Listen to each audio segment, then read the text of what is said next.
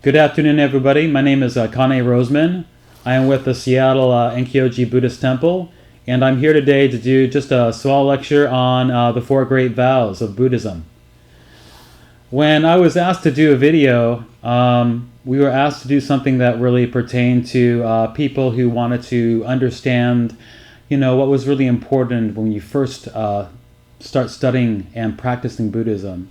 And for me personally, the Four Great Vows struck a really, really important chord with me right at first. And at first here, I'm just going to read aloud the vows.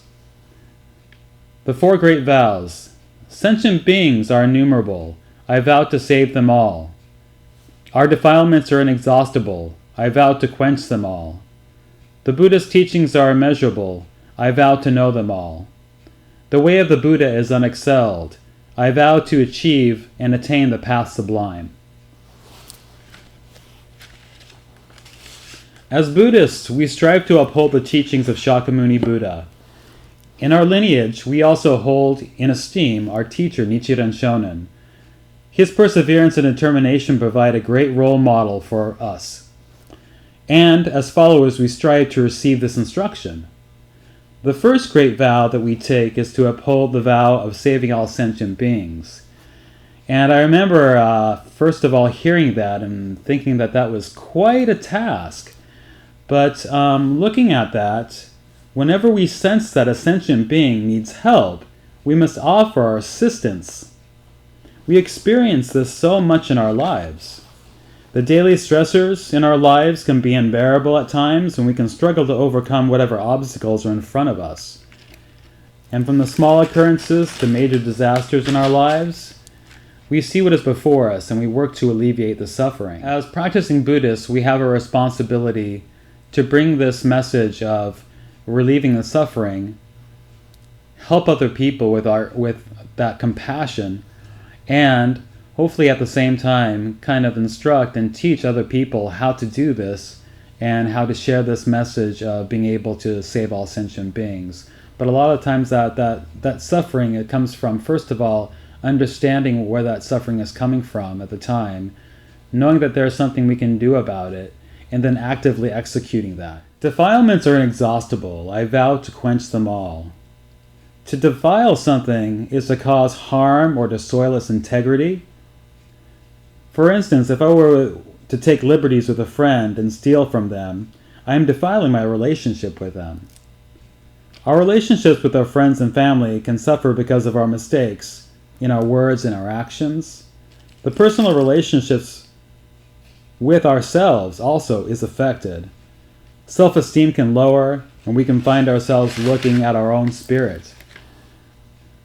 Regretting our misdoings means that we realize that we have fallen short of where we really want to be.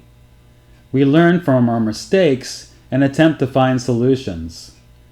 Action becomes our mantra, and we realize change is action. And it also gives us the opportunity to foster a true sense of being able to help. And also, this renews our spirit of self-worth. We as human beings are capable of great good and great harm. Our ability to distinguish the correct actions is crucial to keeping us away from the defilements and to explore a new frontier of hope in our own lives and our own practice. Shakyamuni achieved enlightenment and discovered the middle way of living.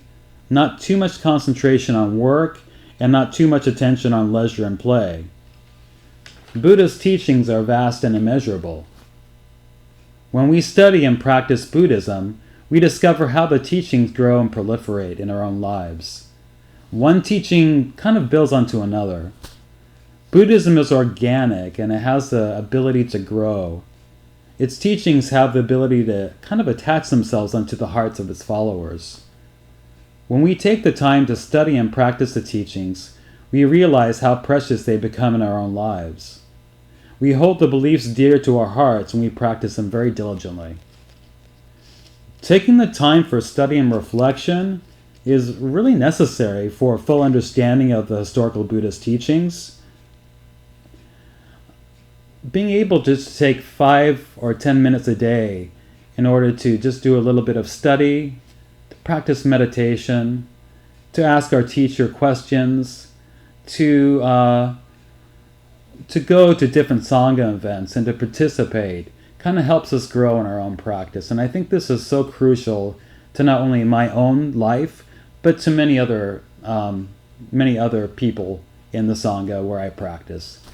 And I noticed that if I take active effort in really making as many events as possible, I really grow, and I'm able to see how other people are also facing some difficulties and challenges in their own practice. And it helps me to really find some commonality and some companionship with these people. Taking the time for study and reflection is very, very necessary. When we have questions, we ask our teachers, and they try to attain a further understanding of how we can grow in the path. And again, this path is a long one, full of a lot of struggles and temptations, so it's really important to be able to take time and to sit down with somebody to ask these questions and to be able to process through them. The way of the Buddha is unexcelled. We have vowed to attain and embrace this path in our life. As we practice, we grow. And as we grow, we see our lives change and evolve. Sometimes in small ways, sometimes in great ways. I guess in a way, that evolution is really key to this particular practice, and also this particular vow. The fruition of our understanding is kind of passed on from one person to the next. We learn to share and we assist others on their personal journeys. This journey is possible, and it is an opportunity to question and strengthen our own beliefs. The 4 Great Vows are important in my own personal practice because it does provide me kind of a template of what is expected as a practicing Buddhist. It also kind of helps kind of light the fire underneath my feet. It ignites that spirit of being able to take part and to participate and to be active and not just sit there and listen. I also have learned that in order to nurture my own personal practice, I must remind myself of how these vows really kind of help set the journey. I know that growing up as I did, I had a lot of issues with self-esteem and with being a shy kid. And so I always used to kind of root for the underdog in a way. Sometimes I didn't feel like I had my own voice. And to have one's own voice is awfully important. This voice gives us ability to be able to interact and to let people know where we are and how we're feeling. And this voice helps us look at the vows, what's expected of us as Buddhists, and to really truly say it out loud so not only our mind, but our body can hear it.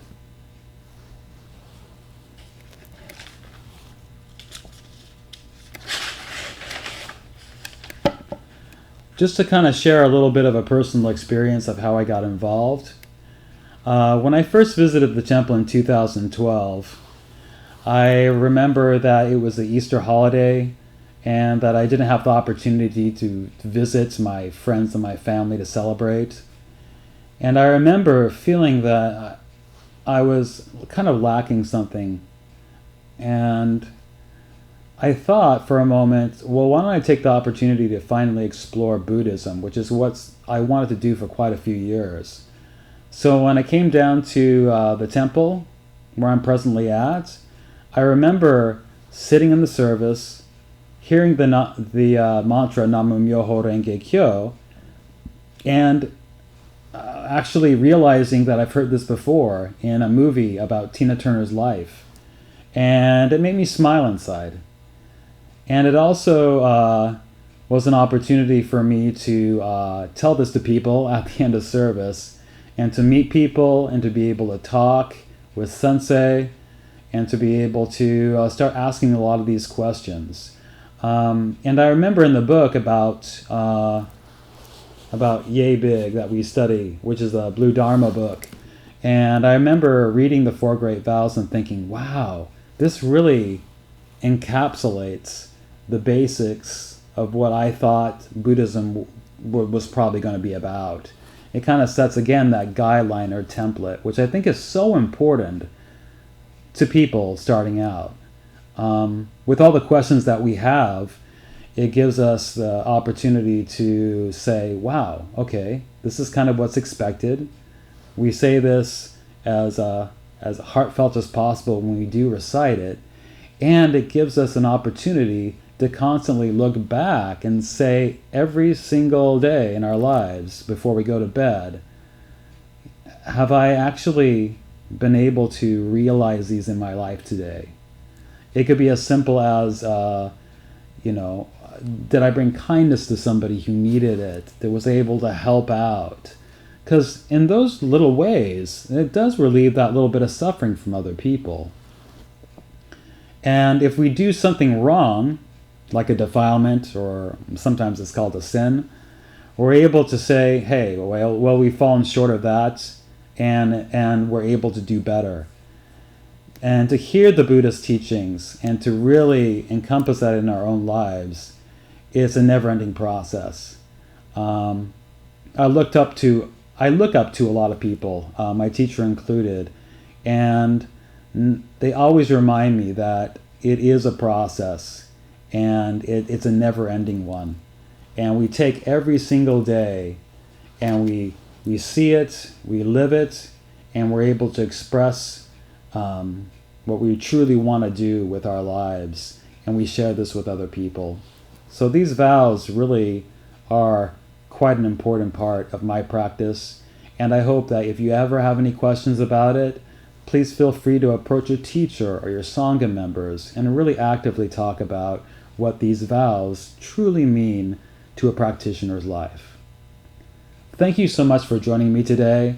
I know there's a lot of information about what you can do to become an active Nichiren Buddhist with our organization. And if you ever have any questions, please feel free to reach us at any time.